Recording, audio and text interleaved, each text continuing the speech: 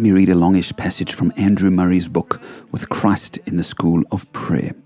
Christians often complain that private prayer is not what it should be.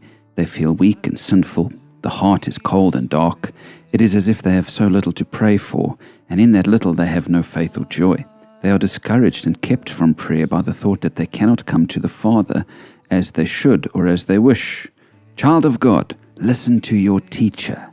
That's Jesus. He tells you that when you go to private prayer, your first thought must be, the Father who is in secret, the Father waits for me there.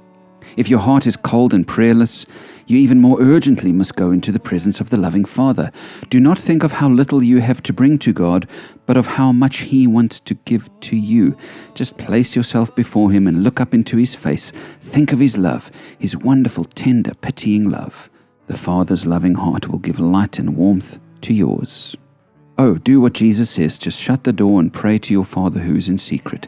Isn't it wonderful to be able to go alone to God, the infinite God, and then to look up and say, my Father? Well, I said yesterday that prayer is engaging with God. And when you take the time to engage with God, He encourages you. You realize again in that place that God loves me, that He wants me, He knows me. He is glad to have me here in this world, and that is the encouragement that we all need. I suppose there's nothing more disheartening than trying to have a conversation with somebody who you know doesn't want to be having the conversation. And yet, many of us approach God this way. We think He has better things to do, that He's looking at His watch the whole time we're talking. We need to get out of that. We need to go into our times of prayer looking to engage with the God who is our encouraging and loving Father. Friends, God expects us to pray, not because it makes us good little religious people, but because He loves us and He longs for a close relationship with us.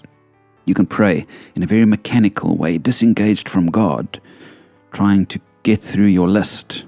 Or you can get into His presence as a child of God. You can sit down and feast with Him. You can drink in the words in His Bible.